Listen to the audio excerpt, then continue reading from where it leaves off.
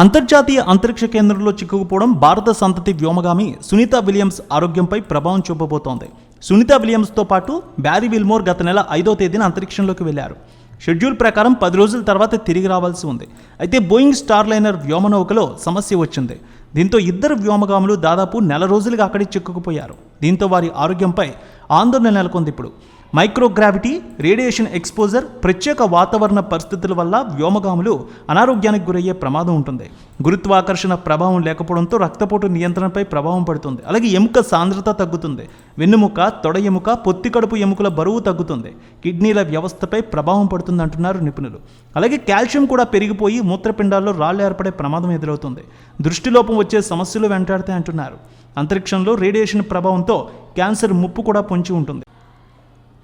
కఠినమైన వ్యాయామం, వైద్యుల పర్యవేక్షణ, పోషకాహారం వంటివి ఉన్నప్పటికీ వారి ఆరోగ్యంలో అనేక మార్పులు జరుగుతాయి. ఇప్పటికే అంతరిక్ష కేంద్రంలోని స్పేస్ బగ్ ఎంటర్ అయింది. బ్యాక్టీరియా అంతరిక్ష కేంద్రంలో ఉందని నాసా ప్రకటించింది. మల్టీడ్రగ్స్ రెసిస్టెంట్ అయిన ఆ బ్యాక్టీరియాతో వ్యోమగాములకు ఊపిరితిత్తులకు సంబంధించిన సమస్యలు ఎదురవుతాయని భావిస్తున్నారు. సాధారణంగా అంతరిక్షంలో షెడ్యూల్ ప్రకారం ఎక్కువ రోజులు గడిపితేనే భవిష్యత్తులో కొన్ని ఆరోగ్య సమస్యలు ఉంటాయనే భయం ఏర్పడుతుంది. సునీతా విలియమ్స్ విల్మోర్ 10 రోజుల తర్వాత తిరిగి రావాల్సి ఉండగా వ్యోమనౌకలో సమస్యలతో అక్కడే ఉండిపోవాల్సి వచ్చింది.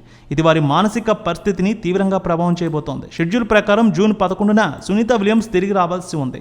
వ్యోమనౌకలోని భారీగా హీలియం లీకేజ్ కావడం, థ్రస్టర్ మొరాయించడంతో వ్యోమగాములు అంతరిక్షంలో ఉండిపోయారు. తర్వాత జూన్ 26న తిరిగి వస్తారని భావించారు, కానీ అలా జరగలేదు.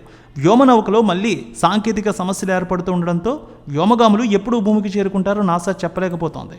అయితే వ్యోమగాములు తిరిగి రావడంతో ఆలస్యంపై ఆందోళన చెందాల్సిన పని లేదంటున్నారు ఇస్రో చీఫ్. బోయింగ్ నిర్మించిన స్టార్లైనర్ ద్వారా వ్యోమగాములను తిరిగి తీసుకురాలేకపోతే కొత్త వ్యోమనౌకను పంపించి వెనక్కి రప్పించేలా లాంచ్ ప్రొవైడర్స్ రెడీగా ఉన్నాయని తెలియజేశారు. సునీతా విలియమ్స్ ఎంతో ధైర్య సాహసాలతో ఉంటారని, ఎన్నో మిషన్లను ఆమె దిగ్విజయంగా పూర్తి చేస్తారని కొందరు శాస్త్రవేత్తలు చెబుతున్నారు. ఇలాంటి సమస్యలు సునీతా విలియమ్స్పై ఎలాంటి ప్రభావం చూపలేవని కూడా అంటున్నారు. మొత్తంగా వీలైనంత తొందరగా సునీతా విలియమ్స్ విల్మోర్ క్షేమంగా తిరిగి రావాలని అందరూ కోరుకుంటున్నారు.